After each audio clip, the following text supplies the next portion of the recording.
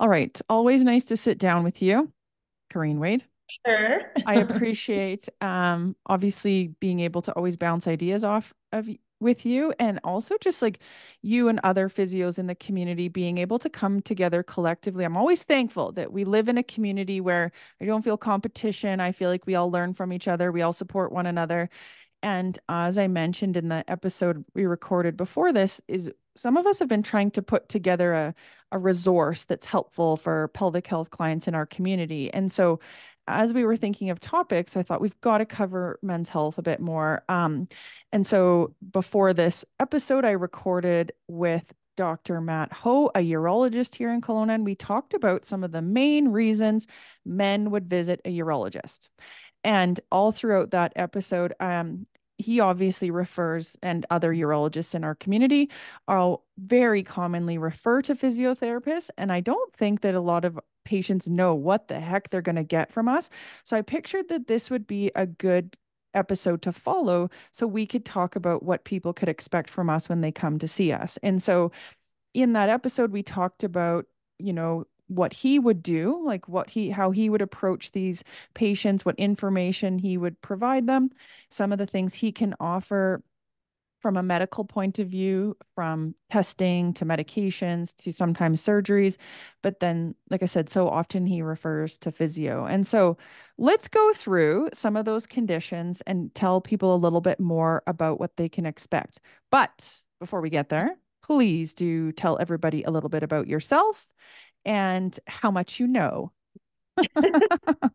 Well, I totally appreciate being in a community too, where we're so lucky that the pelvic physios stick together and collaborate and share, and we're always picking each other's brains, and we're always all learning. Like I'm learning every day, all the time, because it's awesome. There's more research coming out in this field. So I own Care Physiotherapy, and I've been a pelvic physiotherapist for like 30 years, which is crazy, and did most of my training in the US. So way back then, well, it was usually more female stuff that was happening. So even 30 years ago, to find any information on how to treat a man with pelvic floor issues was really tricky.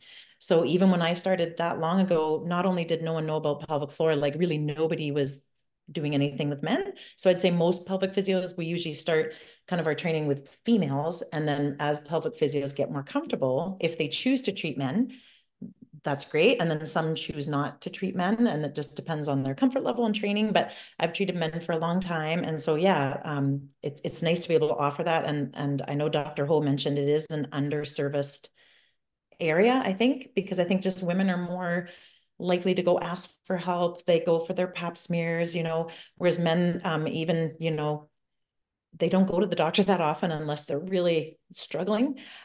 So I feel really lucky that, yourself and myself and like any of the pelvic physios that treat men in the Okanagan, we offer a very desperately needed service. Like a lot of my clients, they say, oh, I've been looking for someone and I had to find you on the internet, or I've been suffering for like 10 years and got misdiagnosed by a bunch of different people before figuring out what was really going on. Um, so I think that's why I'm passionate about it is when we do get to see these clients, they are desperate and they're usually really suffering. And I'm not saying the women aren't suffering, Mhm. but I really feel like the men even more so mentally, because when we're dealing with the undercarriage and the genitals and those very vulnerable private parts, it can just put them into a massive depression. So I think all of us as pelvic physios, the mind body connection is inseparable, right? And I agree. I remember you saying that to me when I was first kind of starting to see more men. You're just like they're a very thankful population. And I agree. I think there's almost like more shame tied into it sometimes. Like I find that they're more thankful. There's sometimes it's even harder for them to talk about it. But I also get that it's kind of like a male talking to a younger female sometimes, I think, is what maybe makes a lot of us more nervous to treat them in the first place, is that it's almost like you realize you're putting them in an uncomfortable position maybe, right? And Yeah. so you have to really, um, I think sometimes it takes time to have that comfort. And I really took out of that discussion with Dr. Ho, like we are all learning as we go. And I was so thankful to hear sometimes that he was learning something from me too. Because I think we always just assume that other person knows what, like, that I would assume he knows everything we do as physios. So I think it's just, I'm refreshed to always hear that we're getting better, I think, in healthcare at leaning on other professions because we just can't know everything. So Yeah. yeah, And so I think, go ahead, yeah, sorry. and collaborating. So it's the Absolutely. patient, the patient's at the center, Yeah. and then we're all just team members just trying to facilitate, right? Yeah, absolutely. So let's get into some of the topics that we talked about, that I talked about with Dr. Ho in the last episode. And so we broke down some of the most common reasons that, men might seek out a urology appointment. Obviously, they have to go first through their family doctor. They get referred to a urologist. We talked about some of those barriers around how long people might wait. And I think that one of the reasons we do this is hopefully, he talks so much about probably the first appointment, I'm often sending you to a physio or recommending a physio. What if some of these people listen to this episode and decide to seek out a physio before they even go to him? And I think that that's what they hope sometimes too, is like, maybe you don't even need to come see me, the urologist, if your issues are addressed beforehand. The first thing I brought up to him was urinary issues. And so he kind of broke it into storage issues and emptying issues. And so let's talk about the things that people come in. I would say, like, if we talk about the kind of the storage issues, like I'm having a lot of frequency. I see a lot of these. I'm going all the time. I need to know where the bathroom is at all times. I'm watching my watch. I have about 30 minutes between each bathroom. Sometimes it comes with a bit of leaking. I'm getting up a lot at night. Pain with urination. Let's talk about that first. So let's say that someone comes in to see you, and I should actually just back up a little bit. They have filled out forms before they come to see us. So we ask a lot of questions that we're already formulating an idea of some of these people's habits or some of the history. But why don't you talk a little bit about how you might approach someone if they come to see you with some of these symptoms? Yeah. And so like you said, Mel, usually we have a comprehensive form that's really looking at their mental and emotional and physical health. And I'm sure you, Mel, too. I find a lot of my clients, they're like, oh, I didn't realize that my overactive bladder or my urgency frequency, when they start answering the questions and they also tick off, oh, and I have premature ejaculation and I have tailbone pain. Mm-hmm. And then they come in and they're like, oh, I don't think I realized like all these symptoms might have, right? So it's good today. We're kind of like talking about different topics, but I'd say most of my clients, and I'm sure yours too, there's a huge overlap Mm-hmm. where usually I'd say 9 times out of 10, the bladder and something else is going on, Mm-hmm. right? So usually I get them to fill out that form. And then like most physios, as soon as the person's in my waiting room, I'm already assessing their posture, Mm-hmm. already looking at like when they walk down my driveway into my clinic, because I have a clinic on my own property, I'm watching their gait. I'm watching like how they hold themselves, like do they stand on one leg, like do they kind of cross their legs, right? So as physios, we're little detectives Mm-hmm. all the time, right? And I think the patients, sometimes I personally prefer to tell them, I don't tell them what I'm looking for, because then they'll Mm-hmm. change their posture, they'll change Mm-hmm. their gait. So as physios, we look at the whole body, right? So most of my patients, they're surprised when I'm like, I'm going to check your hips, your glutes, your spine. I'm checking your neck, your diaphragm, your rib cage. Like I want to see their whole body. Mm-hmm. Um, and then I also get them to kind of, I'm like, take me through your day. Mm-hmm. I'm like, if I'm like following you around all day, I want to know, what are your hobbies? Like, not only what are you eating and drinking, but like, do you video game for 4 hours a day after you've already sat all day at work? So I Mm-hmm. think it's not, obviously, we as physios, we know this, it's not just the pelvic floor. Mm-hmm. There's a big group of muscles that work with the pelvic floor, that as us physios, that's what I tend to see, is it's usually other neighboring muscles that are creating more tension in the pelvic floor. And so for, let's say, if a person can't store the urine, right? If the bladder is having difficulty filling to a good enough capacity, Mm-hmm. usually what we tend to see, right, is there might be some tension in the pelvic floor, or maybe their glutes or their inner thighs, or maybe looking at emotional, Mm-hmm. mental problems, right? Maybe they're having a really stressful time at work. And we know as physios, if the nervous system's upregulated or a bit ramped up, and I tell my patients, even a little kitty cat or a puppy dog will do that, right? Mm-hmm. If an animal's like really like even happy to see you, they'll just like Mm-hmm. pee right there. So they Mm-hmm. can't hold either. So Mm-hmm. our nervous system is so hardwired into our Mm-hmm. lizard. Mm-hmm. So that's a lot of what I'm assessing in the patient, but also educating them. I'm like, okay, like, this is what we see even with a dog or a cat. And I'm not saying you're a dog or a cat, but this is our natural physiology of why we hold tension, Mm-hmm. right? Is it an emotional thing or is it a physical thing? So again, we're kind of doing that detective work, Yep. right? And And like you said, Dr. Whole lots of education, right? totally. I find I always like kind of have like a classic line when people come in. Um, kind of, how's your day been? Thank you so much for filling out my long-winded form. The reason I ask all these questions is it helps me understand a lot of different things and it gets you thinking about all the things that might be related to what you think is in an isolated event. And so, um, and and I always say to people, like, you could go to three different physios in the community and we would all be doing similar things, but very different. Just like there's how many grade one teachers in the community, they don't all teach the exact same. They have a curriculum they need to get through, but they all have different classroom, different personality, different experience, different like way that they learn. And so you and I could talk about this all day and I would start with different things than you do. Plus, I always find that you have to tailor that to the person coming in because you also have to ask like, what do you want? I always ask, what do you want to get out of today? And some people will say, I just want to understand, or I want you to touch the pain or the symptom, or I want you to give me exercises. And I think sometimes you almost have to meet them where they're at because you're right. You might be watching them come in. You're like, this person is a ball of stress. Like I can just feel the stress coming off of them. I think I need to talk to them about stress. But if they come in kind of with this preconceived notion of I'm coming to see a pelvic floor physio, I often think like I need to start with the pelvic floor. That doesn't mean I'm going to assess your pelvic floor, but I'm going to might start talking about your pelvic floor so that you don't feel like I'm coming from left field because I know I need to get to stress. I need to talk about that, but I just need to meet you where you're at first. And um like I agree. We talked about this. I talked about this with Dr. Ho, like like peeing is a very natural thing we're not supposed to think about.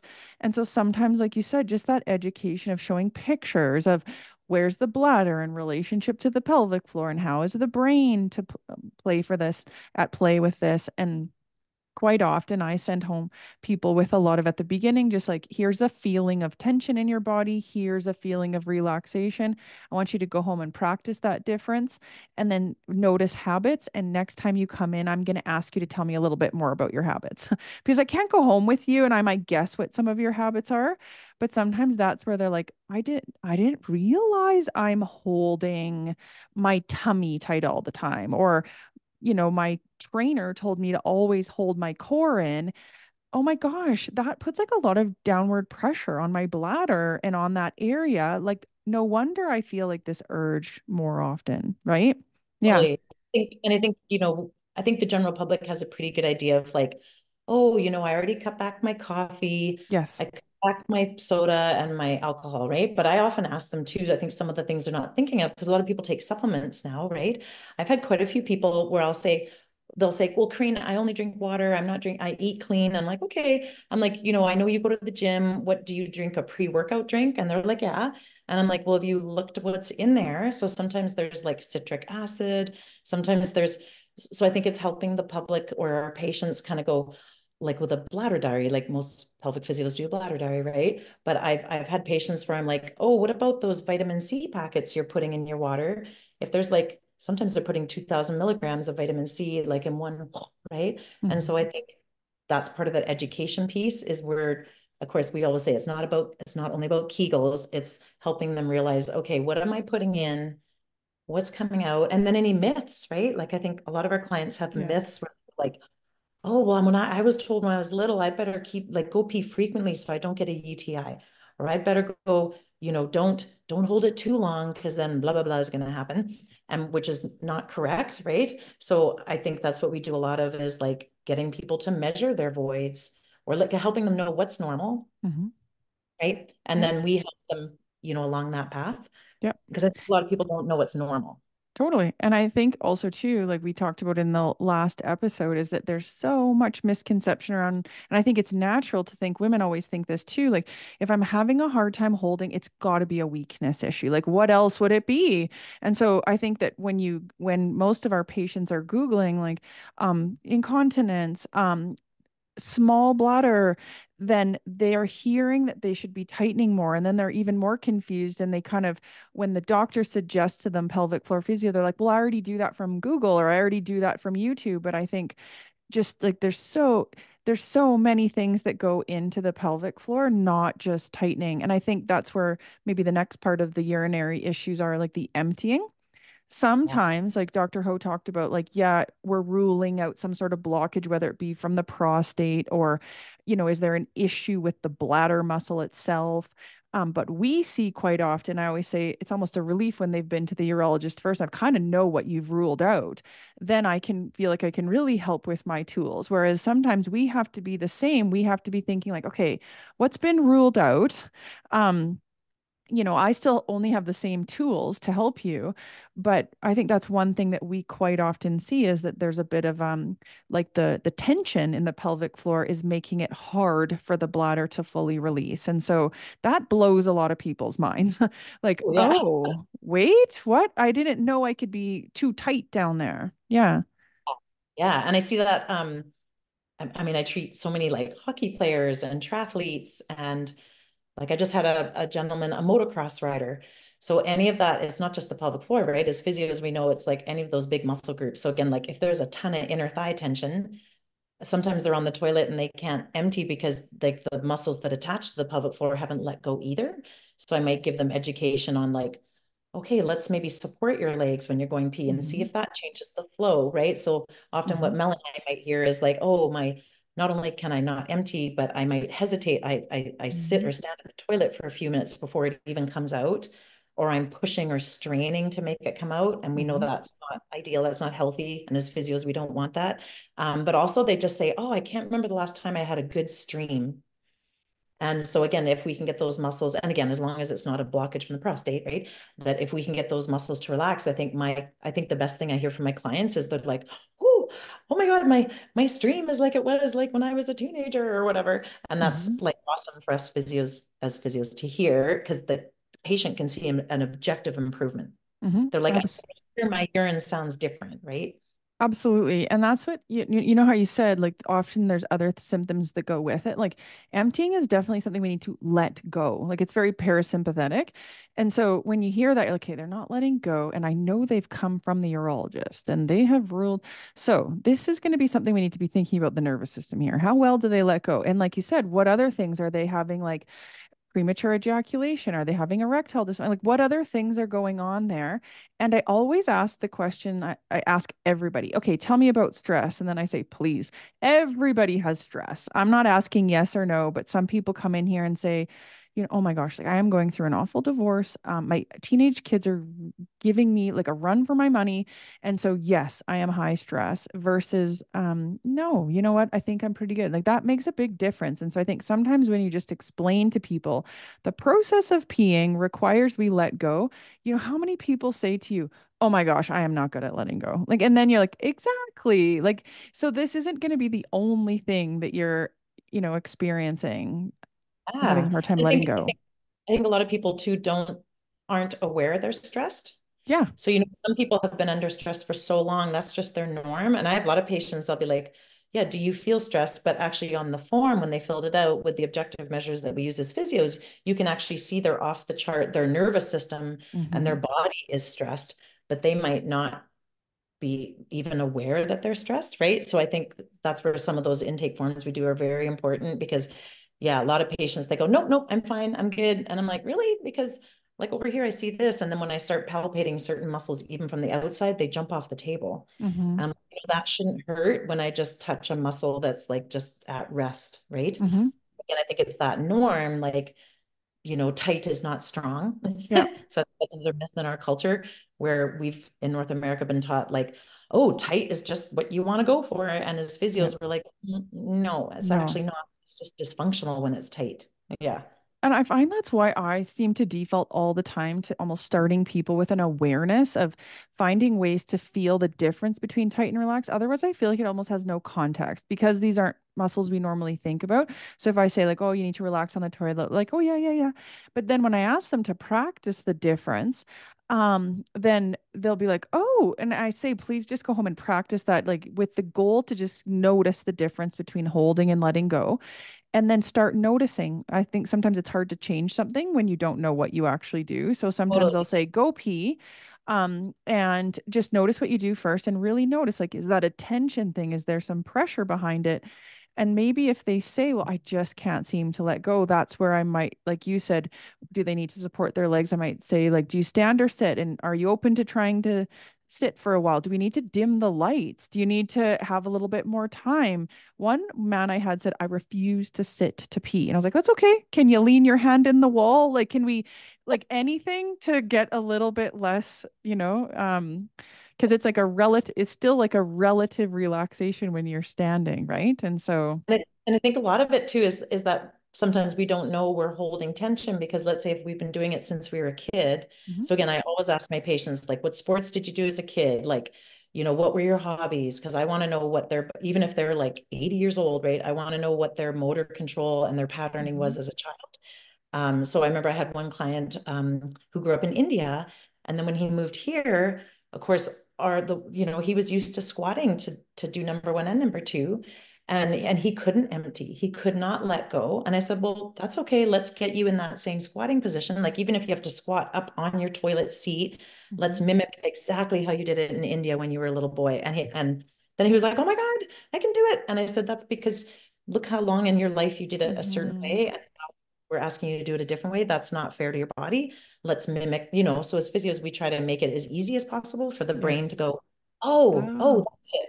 Right. Yeah. Well, and just to tie in like what you were talking about with athletes and things like that, or anybody for that matter, like one of the reasons we look at other muscles in the pelvis is because the pelvic floor doesn't work in isolation. And sometimes we have to try to help figure out why is this person having so much tension? Like one thing can be stress, but another might be like if they have a lot of weakness in and around their hips or something like that, something has to make up for that. So yeah, you're like you said, you're looking like, do they have a really flat butt? Like, do they have kind of like concave areas in their glutes? Like, it tells you a lot of information around like they're not getting great pelvic support from some of those outside muscles. I wonder if their pelvic floor has no choice to be a bit higher tone to provide support. And so sometimes, no matter how much breathing or relaxation of the pelvic floor you do, if you don't come at it from like, you got to give the pelvis some other stability, right? And so there's a lot to think about. Yeah. Yeah. Yeah. And even other muscle, like I have a client right now where it was an ankle injury. So like an old ankle injury, but that entire leg and that side of the pelvis is holding more. So that person's pelvic floor more over recruited and trying to stabilize just from an ankle injury, right? So I Yeah. think a lot of clients, of course, I don't expect the public to go, oh, ankle injury means I'm not going to empty my bladder, right? Of course not. But like as physios, we're going to look at that stability all the way from the feet, like all the way up and then from the neck down, so that we Mhm. just see those movement patterns. We're looking for movement patterns and habits, and then helping people again bring that back so that peeing or whatever function becomes subconscious. Yeah. Because I think that, yeah, that we shouldn't have to think to be able to do it. So I find like I was kind of asking Dr. Ho about this a bit, but I find that those are some of the big things that I see are like kind of bladder related issues, letting go, urgency. I find like I'm coming on to the next topic, erectile dysfunction. I wouldn't say that I have as many referrals or kind of like primary reason is erectile dysfunction. And I don't know if it's because this is just me and that's what I'm interested to hear about your practice, but my take on it is that why would they think of a physio? Do you know what I mean? Like what that couldn't possibly be a physio thing, whereas I think that the physicians are hearing about us and how we relate to overactive bladder and things like that. But I think sometimes he was a little like he was even like, I don't even know what exactly you would do for erectile dysfunction. So I'm curious to know, like, how often do people come to you as the primary reason, or is it coming up secondary when you're like, oh, you're having these other issues and you have erectile dysfunction? So I talk a get little bit about that. Yeah. Do you I get a get lot? that's primary, yeah, either erectile or ejaculatory or premature ejaculation. And And maybe because I'm I've curious done to it, know, go ahead. Sorry. I'm curious to I'm know, not like, sure. why do you think, like, are they getting referrals, or are they kind of like Googling, or are they telling their friends? Yeah, I think it's word of mouth and self-referral. Yeah. So you're right. I don't think it's as many docs unless I've worked with docs that are like, oh, Corinne does that. Yeah. Yeah. So I think it's more they're Googling and then they're putting in keywords and then my website comes up or something, but also word of mouth because ironically, it's often if I'm treating the female partner and then Right. often I say, hey, like the clitoris works kind of like the penis and we need blood flow Yes. and da, da, da, da, da. And then they're like, you can see the partner's Yes. like, my husband or I my hate to partner. tell it, shouldn't tell you this, but Yeah.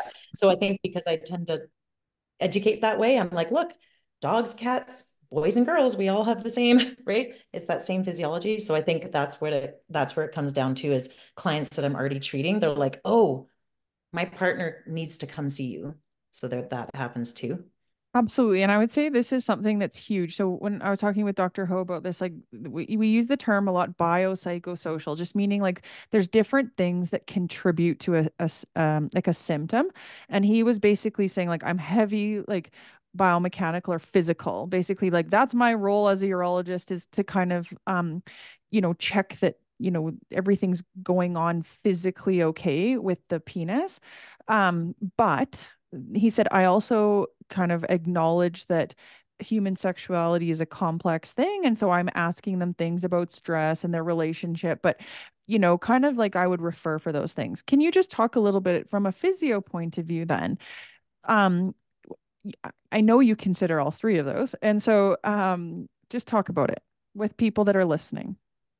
Yeah. So I guess it's kind of like the bladder, like Hmm. symptoms too, right? It's kind of the same scenario that I'm looking at what's their whole body doing. But again, I'm kind of trying to pick their brain a little bit. What's your typical day? Like, how many hours do you spend at work? How many hours of it is sitting? So especially during COVID, probably as pelvic physios, I saw a significant increase in like erectile dysfunction, overactive bladder, all those things, because I think we were all sitting more.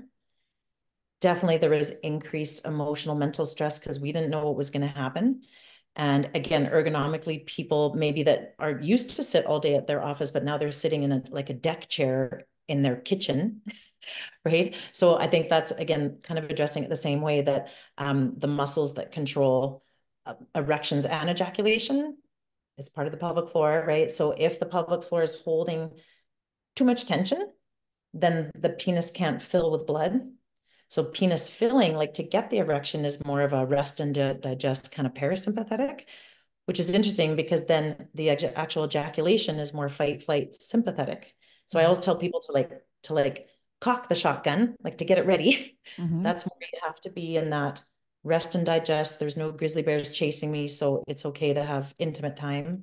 But then when it actually comes down to ejaculation, there is like our heart rate goes up. There's like an increased kind of drive, like to the like our, the eyes dilate, and that ejaculation process, that it's hard for that to happen if the body's already in such a heightened stress state. It has nowhere else to go. So it's like already like, oh, I can't do it.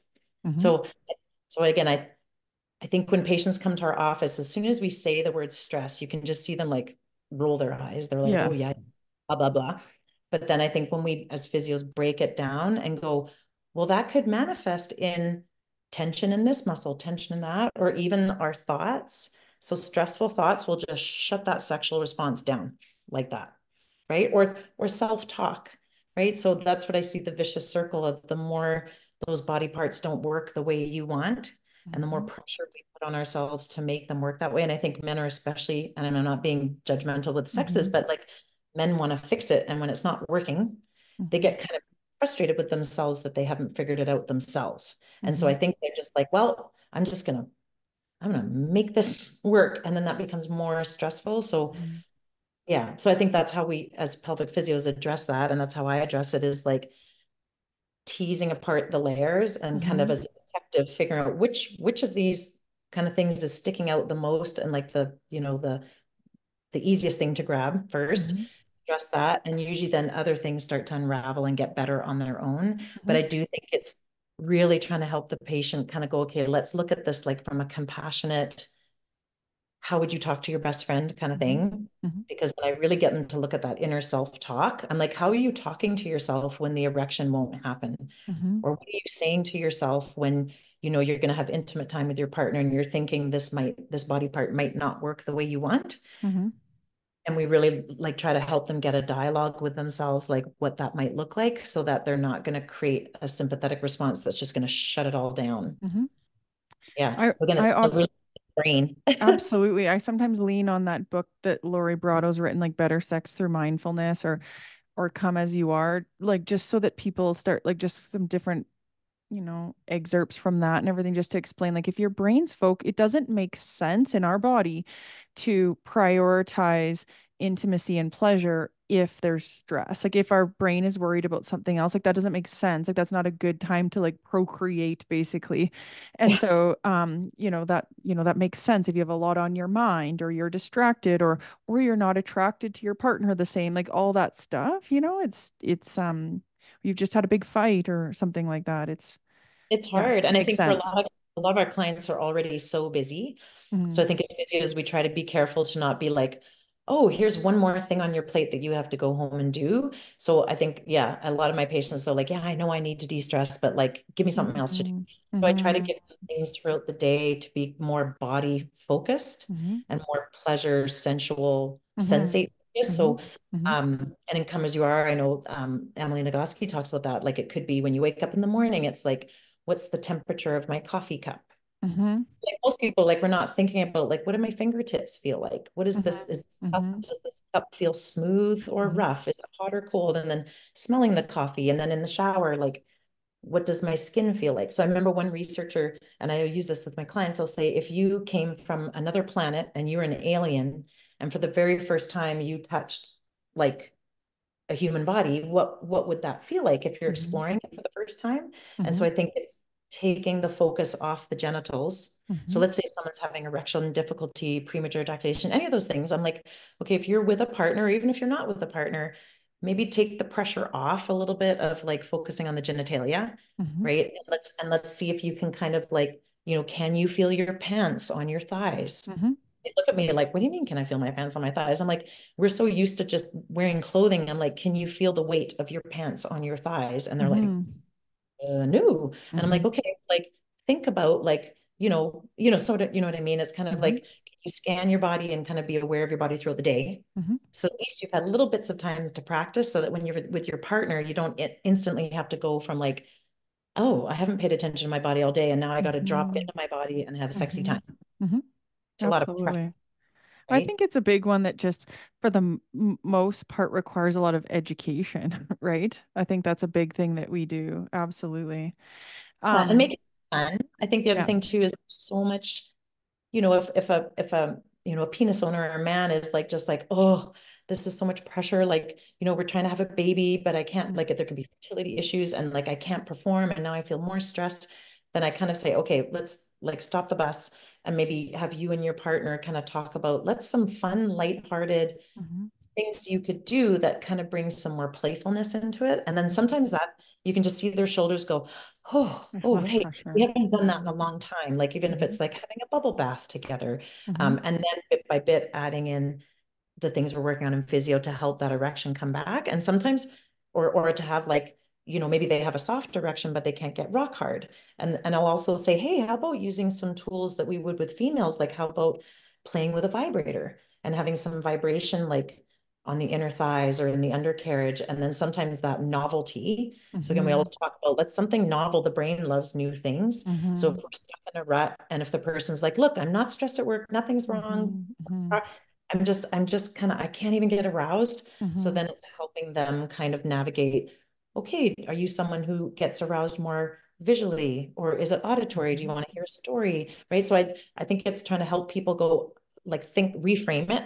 Mm-hmm. If they haven't thought of intimate time that in that way Mm-hmm. before. Mm-hmm. Absolutely. Right. Yeah.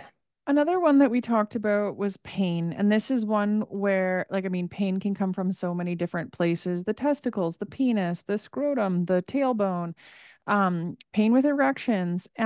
This was one that I would say Dr. Ho was kind of like, I mean, I can check certain things, but then when I can't explain it, I feel like it's hard to know what to do. And I was kind of like, call us. Like we are, pain is complex, but we learn a lot about pain and its interaction with the nervous system.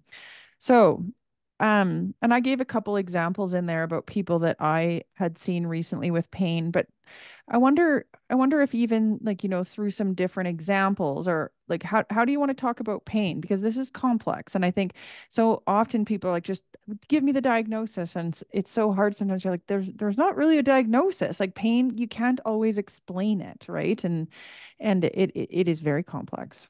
Yeah. And I think as pelvic physios, we always again bring it back to like the brain's influence on that pain response. And the first thing I try to tell patients is to like give them, instill that sense of hope. Because I think like we've probably had clients that come through the door and they're like, there's no way you can help me. I've seen 10 specialists. I've had patients that went to the US, paid thousands of dollars. They like traveled all over the place looking for the best, next greatest thing. And so I will say, okay, we're going to simplify this and we're going to really tease apart, like, again, which systems are the most flared up. But Hmm. I think the most important thing is for them to like feel heard and feel like they have a sense of hope. Hmm. And again, and all that research that says our brain is so plastic, that Hmm. neuroplasticity, that even though it might seem that that person has been in that state for so long, what can bring them hope is that we can subtly start like just a little bit at a time changing that. So the type of pain, some of the things I think that I've seen that people haven't heard of before is, so if you think of vasectomies, Mm. vasectomies are a common thing. It's not a huge procedure, right? You would think it's fine. But I think as pelvic physios, I see a lot of clients after vasectomy that maybe their pain response went way higher than should be for that type of a procedure.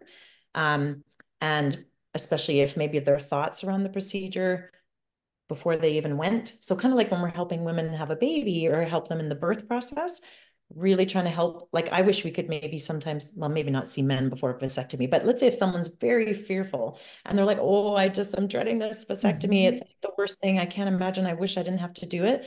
That maybe if a person's partner or their doctor is like, wow, this person's really like not in a good mindset going into this procedure. Just like if we're like, you always use the example of a knee replacement or a knee surgery, if we have someone that's so really fearful and has a certain story in their mind of what they think is going to happen in that knee surgery, just seeing a physio Yeah. pre-op to like go, no, no, no, that's not what's going to happen, or this is Mhm. what's going to happen, but that's okay because we can do A, B, C, D, Mhm. and da, da, da. So I think for vasectomy, I think that's what the clients I've seen have either had kind of an upregulated nervous system, or Mhm. again, they were the hockey player, horseback rider kind of patient that already had so much tone in their undercarriage, Mhm. and then they had the procedure and then it just set off alarm bells in the brain and the brain went into protect mode, Mhm. right? Or I think we see clients like after surgeries, like maybe after a hernia surgery, then there might be like some associated pelvic floor pain or pudendal nerve pain from like triathletes. um, so I think that you're right, there's so many different sources. It could be nerve, it could be muscle, it could be vascular, Mhm. like a lot of engorgement or swelling into the testicles, like Mhm. if higher up the chain, maybe there's pressure on those blood vessels. So I Mhm. think as physios, we're always looking at like, how are the nerves? How's the fascia? Like, do they have a lot of swelling? Like what's kind of going on? And then helping. But yeah, the pain, I think as physios too, we try to really look at where the pain is radiating and kind of go, okay, is it more from the back? Is it all more like tailbone? Or is it all Mhm. going to the tip of the penis, right? So as Mhm. physios, we're always trying to pain map Mhm. and go, okay, let's follow the chain up those nerves and then back down. And then we try to figure out what makes it worse, what makes it better, right? Mhm. So those physios, we're kind of sometimes figuring it out, but often within one session, right? I think I'm sure you have clients like that too. Depending what's going on, we can bring those pain levels down significantly. And often patients look at me, they're like, but you didn't even do that much. How did you bring that back down? Mhm. And it could be that we've worked on breath and the mindset and Mhm. maybe a bit of posture. And I give them a cushion to take home that changes their alignment or something, right? Mhm. Well, and exactly when you talk about the vasectomy, it made me think of someone recent who I'm freaking out. I had this recent vasectomy. I have had like pain through the roof after my urologist is telling me everything's fine. Like, what the heck? What have I done? And so I just kind of explained everything and just really like explain to me how it feels to have a vasectomy. Like you can like I can feel the stress that you've gone through this. Like what do you think your muscles are doing? And again, we always think more is better, more tension's better down there. But do you think maybe your muscles are panicking? And showing that person like what the muscles look like, and he's like, are you serious? Like that's like kind of like I've caught myself into a tizzy about this, and no wonder I have pain. And I think this is where everybody is so different, because you have those people that come in and you can tell that they're just like the way they sit and the way they talk, you're like, they do not want me to touch them, right? Like this is not someone that is like they're more of a visual learner. They just need to understand, and this is not going to be someone that I'm going to touch. I'll never forget someone actually. I think he had like quite a bit of abuse as a child. And so even just laying my hands on his back at one point, I wanted to just like show him something about his breathing or something like that. And I laid my hands on his back and he flinched. And I was like, wow, this is a lot of information. Like I can see that this person is very sensitive to touch. Whereas there are some people you have to touch their pain. And I think like we haven't even talked about a physical exam yet. And so we've talked a lot about education, helping people understand things, like including the nervous system and how their breath is related to their pelvic floor. And I do think sometimes people have a preconceived notion that if they come to us, we are going to touch their genitalia or we are going to do a pelvic floor exam. And in the case of male anatomy, we have to go through the anus to like physically get onto some of those muscles. And it's not mandatory, but I think for a lot of people, it's important to them because they want to be able to it's like their brain needs to map, like, where is that coming from? And I think they can learn a lot of information from us palpating things like here. Oh, now I can understand how those muscles work. I have a visual of them. So, can you talk a little bit about that? Because again, no two physios are the same. But when would maybe a physical exam or a physical treatment come in? Like some examples of when that's Yeah. maybe been helpful for you. Yeah. And usually the first session, I always do definitely external physical assessment for sure. So for sure, I always am checking like hips, glutes, back, like thoracic, their stability, like all that, and their posture and like their even balance reactions, right? And then if they're comfortable with it, right, and if I feel like the symptoms are pointing in that direction, then I might do an internal. But actually, for a lot of guys, what I might do is say, hey, if it's okay with you, I want to check the tone of like even their perineal body Hmm. and even like along like even the sit bones and the fascial tone of the glutes because and I don't have my male model, but like, so if anyone's watching the video at home, so even like getting a sense from the outside, and even if they're not comfortable with internal, there's lots that as physios we can touch from the outside fascially. And even if I have patients with significant scrotal pain or testicular pain, I might check scrotal fascial tension. So just like if we're checking like someone's neck tension, right? I think it often, like, let's say a patient, let's say the vasectomy patient, I might say, okay, I'm not going to touch where it's like excruciating, but I'm going to check the fascial Hmm. tone on that inner thigh leading up to where your thigh meets your pelvis. But then also, or I'll get them, I'll say, okay, can you pick up your package and gently stretch it one way and we're going to stretch it other. And quickly they'll go, oh my goodness, one way Hmm. is so Hmm. easy to pull. And why does it tug this way? And I'll say, because your body, for whatever reason, right, is protecting or holding, and we're going to help that release so that blood flow can get in there, right? Hmm. Yeah, so for me, I think because years ago I worked in a sports clinic too, so I tend to be more quite a bit hands-on, but agree. I totally agree. If someone's in my waiting room and they're not maintaining eye contact and they're kind of Hmm. like this, I may not even come close to them on the bed, and it may be me making them move through movement patterns. Hmm. Or as physios, we do telehealth, right? So Hmm. there's lots of clients that you and I treat up north, or and so on video, we're like, okay, I want to see you walk down your hallway. I want to see you squat, Hmm. lunge. Okay, show me how you breathe. And so Hmm. again, we don't have to lay our hands on people, but there's a lot of information I can get From from that like way. tone and even the movement patterns as I'm making them again, novel movement patterns that they're not expecting.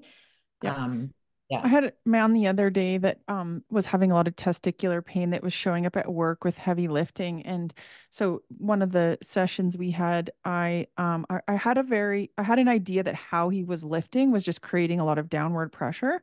And I explained it and explained it. I could tell they were still having a hard time kind of connecting the dots. And so with his outer, like he left his underwear and pants on, actually, I had him lay down and just put my fingers where you just described, like kind of in I always say like the bouncy part of the trampoline is like the center. And I said, this is what it should feel very movable. And do you see how like I can't move this very well? It feels very stiff. And now contract your core like you told me you do when you lift. And I said, what? And it was like boosh, like down into my fingers.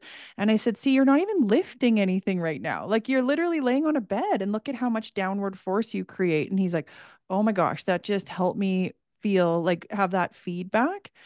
Um, I'm going to go like a little bit on a tangent here because as you were talking about the fascial tension side to side, I think a lot of people have questions around that. Like, why would one side be tighter? But I always say, like, is anything the same symmetrical in our bodies? Like, one shoulder is different than the other. But I feel like this is a good time to quickly bring up Peyronie's. Oh Like, yeah. so because this is something very stressful that sometimes can come on from a pain condition or like post vasectomy, like anything. So can you just talk about that? Because a lot of people will say, like, I am so embarrassed to tell you this, but like my penis is crooked. So talk about that. Yeah, and it's actually quite a bit more common than like a lot of people have never heard of it, but it's actually quite common. It can be there's a higher incidence of it after prostate cancer, Mm-hmm. which is interesting. So essentially, Peyronie's can happen from trauma. So sometimes Mm-hmm. they call it a penile fracture, and Mm-hmm. you might think, well, can my penis fracture? So it doesn't like break in half. Mm-hmm. But imagine, like I tell my patients, the penile tissue, if one side gets damaged, so now it's got like tissue that's shortened, almost like scar tissue, and it can get like a contractile area where one side's tighter and it starts to pull it. And so I encourage clients as soon as, so let's say if they're born with a certain curvature, of course, penises come in all shapes and sizes. So like a minor curvature is totally normal. But I'm talking about something where all of a sudden it changes and Mm-hmm. it becomes either unable to even insert into like have penetrative intercourse, or it's causing pain. I think a lot of men leave it and they don't go to the doctor. And then what's unfortunate is that contractile area gets tighter and tighter and harder to deal with. Mm-hmm. So as pelvic physios, what I do in my clinic, if someone gets referred, and again, I think a lot of people are not getting referred. Mm-hmm. So ultrasound is one thing that can help break up that Mm-hmm. calcification. Mm-hmm. There is some research going into shockwave therapy, and I don't have a shockwave device that can help with that. But Dr. Jo Milios in Australia, she's doing a lot of work with that, and she said she's had a lot of success if she gets them early Mm-hmm. and doing shockwave. Sometimes she does ultrasound too, and then also what can happen is because if this is causing discomfort, then again you might have someone who's tightening their undercarriage. Mm-hmm. So as pelvic physios, we can look at the pelvic floor, but even giving them teaching them massage techniques to try to massage that. But again, what's unfortunate is if that's been there for like 10 years, Mm-hmm. them just starting to massage it is probably too late, right? Mm-hmm. So I think the important thing is if anyone's listening to the podcast, if they've ever thought, oh, I'm really concerned that the curvature of my penis has changed, like please go see your doctor, Mm-hmm. right? Because the sooner we can get on it, the better. And Dr. Jo Milio says there's kind of like an early acute phase. That's when we would ideally like to see people. But she said, unfortunately, a lot of people, again, either are too feeling I hope shameful or they'll they're go back or embarrassed. like, yeah.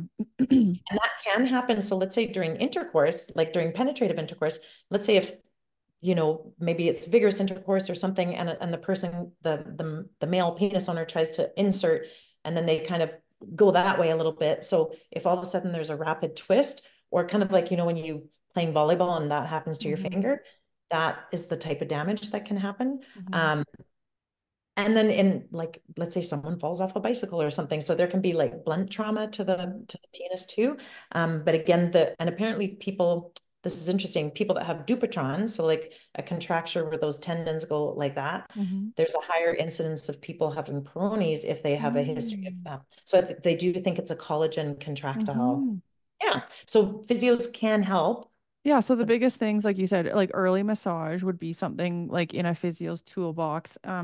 If someone has ultrasound, some clinics have shockwave. But when you And it say, has like, to what do be a you special shock wave though. I was going totally? to say It Yes. can't be like a negative shockwave. It has to be a specific penile shockwave. Yeah. So, and then when you say go to your doctor, like what would the doctor do? Like, is there something when just so that people know, like, should they, is there a reason you want them to seek out a doctor before a physio? That's a good question. Um, I mean, I guess I would just want to make sure there's nothing else going on, but really I can't think of anything else that would be causing that I don't curvature, know. That's right? what I was asking. I don't know either. Yeah. Like I would just be wondering yeah, is there any reason they can't work on that? I mean, obviously you'd Oh, want them to stay below the limits of pain and everything because the more if you're trying to go with the no pain, no gain stretching, you're just going to create more tissue trauma, right? totally. And there are devices people purchase, but I think they don't work that well in the research, and really they're not comfortable and they're quite cumbersome. And it's like a traction device that goes over the penis. Mm-hmm. And then the poor man has to wear that quite a few hours a day. And essentially Mm-hmm. it's trying to take the bend out of it and have Mm-hmm. it stay more. And so the research on that's kind of So I hope with more research into like penile shockwave therapy, Interesting. in the show notes I can put there is one doctor that I've had some clients go to in Kelowna that does have a specific penile shockwave machine. Mm, And what's lovely is he does real-time ultrasound first to assess the calcification size and exactly where it is. And then he does the shockwave treatments, and then he reassesses with the ultrasound to objectively show that it is broken down. And like, yeah. Yeah, So let's that's, make sure we put that make a note of to put that in the show notes. yeah, yeah. But yes, so for pain, like I think that's a take home message is that pain is complex and like absolutely don't just chalk it up to like I have to live with this. I think like physios are like that's a really area we're quite strong in is like dealing with pain conditions. And same thing with any type of Mm. pain, right? The sooner Yeah, you get help, the less you're going to be in that protective absolutely. ouch phase, right? And like we were talking about, quite often when they're coming in for things like the premature ejaculation, the erectile dysfunction, like the bladder, I'd be wondering, like, did this start with a pain condition? Like as you said, like what'll start happening is your body holds tension. You start to be a little bit more like tend to hold in the area. And then what else is going to happen from that? Because people always know there's a downstream negative consequence to holding your jaw tight all day or your shoulders tight all day. Like everyone knows that. And so the pelvic floor is no different or not special in that respect. Totally. It's gonna behave the same. Yeah. What about premature ejaculation? Like again, for me, I find that I don't have many clients coming in saying, I'm here for physio because I have premature ejaculation, but that would come up more often as a secondary or another symptom that maybe they don't associate with me. What about yourself? Would you say people are coming in with that sole Yeah, meaningful? yeah, I see a Yeah. lot with premature ejaculation. And what's interesting, I tend to see it's not only younger folk or gentlemen, but definitely again, the category I tend to see is maybe they're sitting long hours at work under stress. So like I think accountants or and tax like during tax season, right? Or university students. I think you and I see a lot of university students because they're maybe long hours sitting studying, then that's a heightened stress response. Maybe there's a lot of pressure to do well on the exams, and so again when I was talking about the erection, like the filling response of the penis to get erect, right, is that rest and digest kind of part of the nervous system, but then to ejaculate is fight flight freeze. So if they're already like in a fairly tense kind of heightened state, it won't take much stimulation to the penis for it to just like, oh, I ejaculated and I didn't mean to. So I think for a lot of those clients, it's kind of those same things we were talking about. Okay, are you aware, kind of like how we do with overactive bladder? I'll tell my patients, are you aware when your bladder first starts to fill? That should Mhm. be the first subtle urge, right? And then as it fills more and more, the urge should get stronger. So same with premature ejaculation. I think a lot of clients, they're so not aware of their body because, again, there's usually a lot of tension in the glutes and the inner thighs and stuff. They might not have awareness of like, when do I first get that first little bit of arousal? And so edging, right? Could I go to like just before the point of no return and do some deep breathing and relax and let the arousal calm down? And then could I practice bringing it back up, take it back down? So again, a lot of it is like really paying attention to like, what do I feel in my body?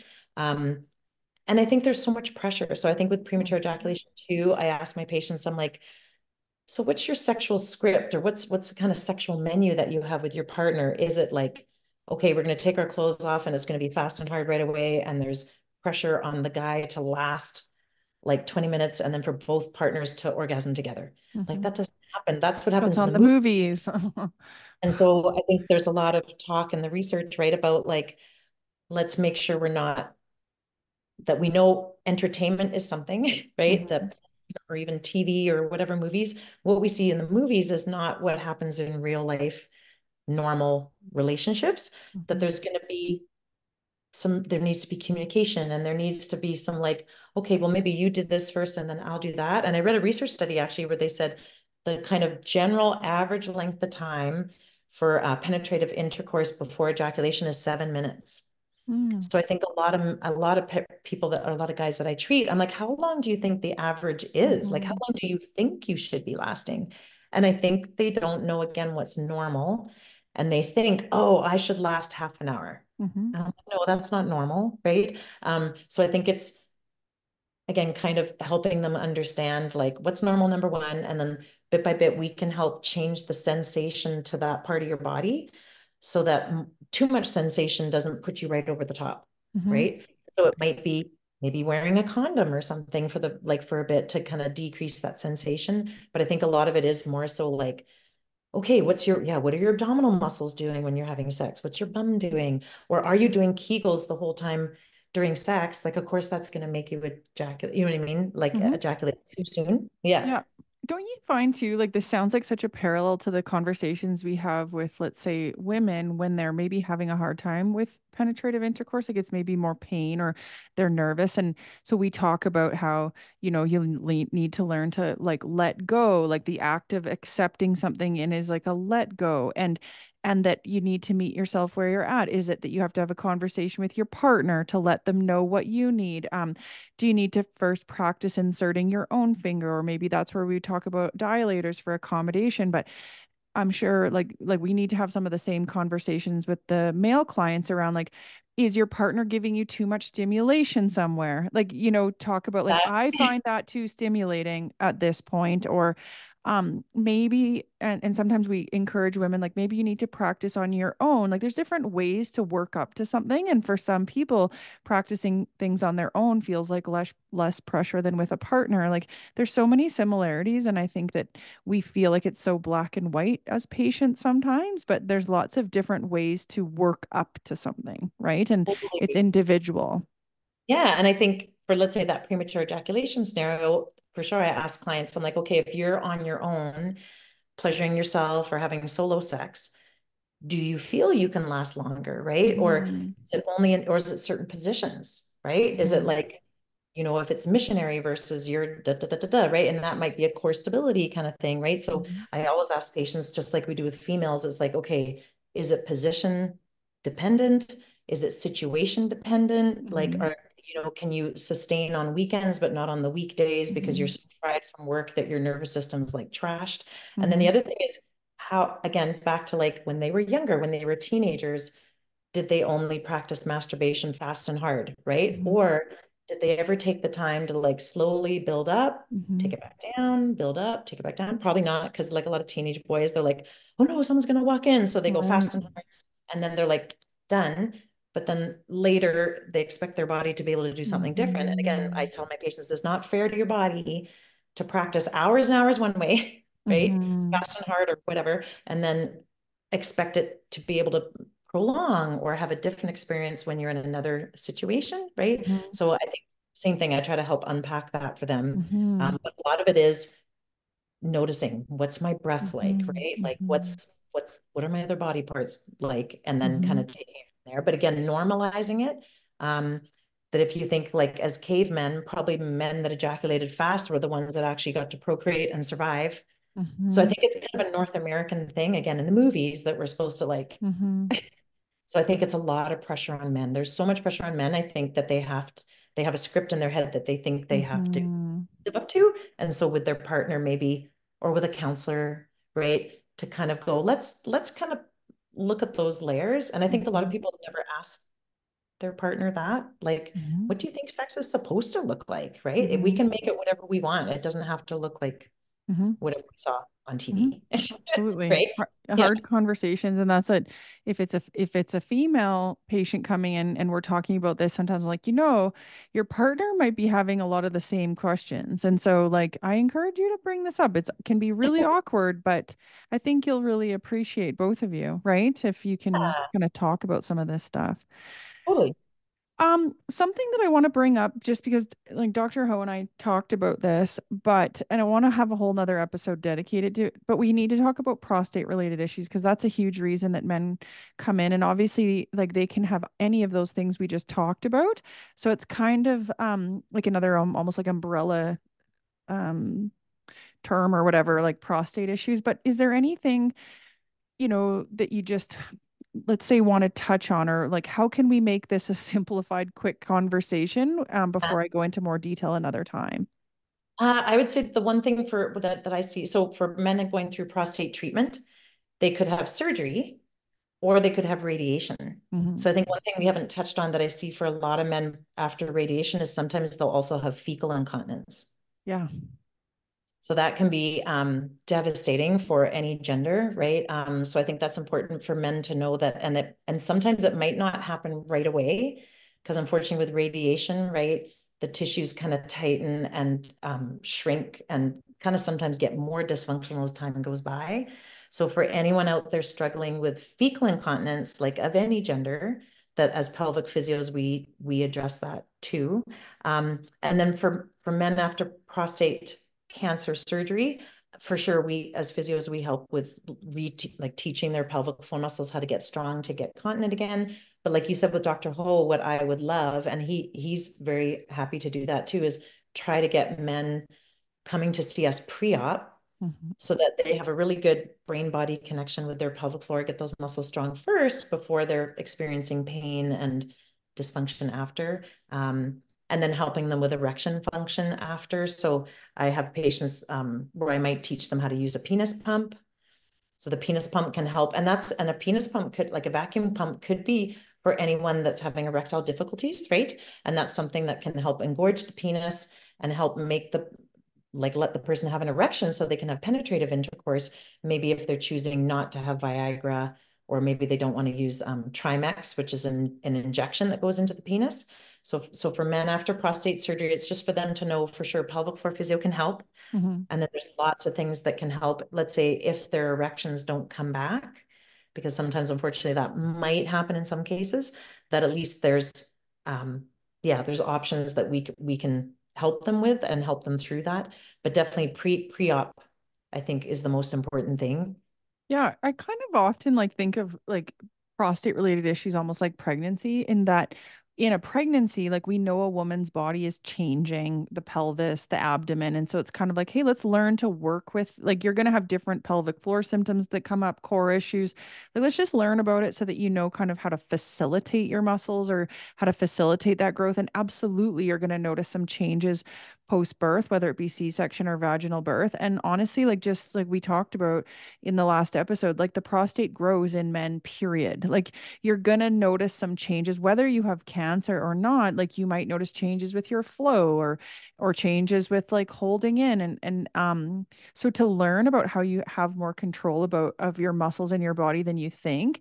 And like you said, like just expectations, like this is such a funny area that it's almost like we don't realize how much like knowledge is power. And it's for some reason an area that we just like the number of men that are like, what is it, where's my prostate, and how is it related to my bladder, like just understanding and knowing that those changes are going to happen, knowing what things to watch out for. And I think like kind of knowing like, yeah, you'll probably as you get older have a little harder time with your stream, but here's some things you can do to mitigate that, or like here's some things you can expect after surgery. It's I kind of think of it similar in some ways, and that Yeah. who knows what you're going to get from pregnancy. I can't tell you exactly what your symptoms are going to be, but same with the prostate. I don't know if you're going to have radiation or surgery, or just have a slower stream, but we help to kind of help address all of the sequelae that comes from those changes. And so I think Yeah. that like just like when you have a pregnancy, your midwife or doctor is addressing completely different things than the physio. Same with as your prostate changes or what have you. Yeah. Yeah. I think just making sure men have the right information going into the, let's say, prostate surgery. I Yeah. can't tell you how many men have said to me, like, oh, I didn't realize, like, after a radical prostatectomy, I'm not going to have any more ejaculatory fluid. Like, I'm going to have a Mm-hmm. dry orgasm. And Mm-hmm. that's heartbreaking to them. So I think as physios, that's what I try to do pre-op is make sure they've had all the information. Mm-hmm. So again, it's not scary, kind of like the vasectomy. As long as you know going into something, but when you don't know, that makes it scary, right? Absolutely. Right. Yeah. And letting them know some of the options out there that can help still give them a fulfilling, connected, intimate like life with their partner. And so I encourage the female partner to come too, because often you Mm-hmm. notice like when you're getting ready for surgery, like the patient is just like, oh my God, I can't take all this information. And so I Mm-hmm. encourage, and I'm sure you do too, right? That we always encourage people's partners to come if they want, but Mm-hmm. especially in that surgery situation, I think it is good. Like I'll say, bring your partner, and then they also know how you're supposed to do your homework, and then they're on the same page post-op, and then they have good expectations of like, what's it going to look like at 6 weeks, and at 12 weeks, and at 6 months, and yeah, Mm-hmm. yeah, Absolutely. And so, yeah, as I mentioned, I'll do a whole episode dedicated to kind of prostate related topics. So awesome. we'll kind of leave this as a teaser. And so I think we've covered all the things that, Dr. Ho and I talked about. And I kind of, in summary, I think that, there are we've talked about barriers to physio in the last episode, and that you have to pay like extended medical because we bill as physios. Like if you have extended medical, you should have all or part of it covered. But I get that that can be a barrier. But at the same time, like, everyone needs to decide how they want to allocate their resources. But like, I acknowledge that's a barrier. Also, I feel like we just addressed another huge barrier is that people don't know what we do. So I think that we just kind of checked that off a little bit as to like, these are some things you could expect. We talked a lot about a referral from your doctor or urologist, but I think it's important to let people know, like, you don't have to have one of those to come see us. And just like if you had knee pain, we know when you need to see someone else. Like, like we know kind of what things are outside of our scope of practice. And we know when you need to go back to your doctor, or maybe, they need to refer you to someone like a specialist or a urologist. So I think those are some things I just hope that listeners take away. Corinne, anything else before we say goodbye that you feel like I didn't ask you or you think is important to bring up? I think the exciting part is when the website that you were talking about comes together with all the Mm-hmm. accurate information, because I think as healthcare practitioners, what we worry about is sometimes people are getting their information just from social media, Mm-hmm. and if you're not certain that that social media like resource is accurate, I see a lot of inaccuracies, especially with the men's health, well, both, but especially with men's health. Like the other day, I saw something on semen retention. Mm-hmm. And apparently, this research study said it's one of the most Googled things on Instagram and TikTok. And it's where men purposely withhold ejaculation. They'll either abstain from sex for a certain period of time or purposely just about orgasm, but then withhold any ejaculation for long periods of time. And because of this whole semen retention thing is supposed to have all these health benefits that TikTok is Mm-hmm. raving about. And what Right. the research study said is that there's no research to show that that's a healthy behavior. So that's just like one example where, I think the Mm-hmm. website that we're going to be putting together, or like talking to your pelvic physio, right? Mm-hmm. Or going to like the American or Canadian Urologic Association, or like good reputable medical Mm-hmm. sources on the internet. I think that's just important, because sometimes I think there are a lot of fallacies. Like you and I, a lot of people will come and say, "Oh, I read this on the internet." I'm like, no, that's not true. Mm-hmm. So just so that people get good information. Mm-hmm.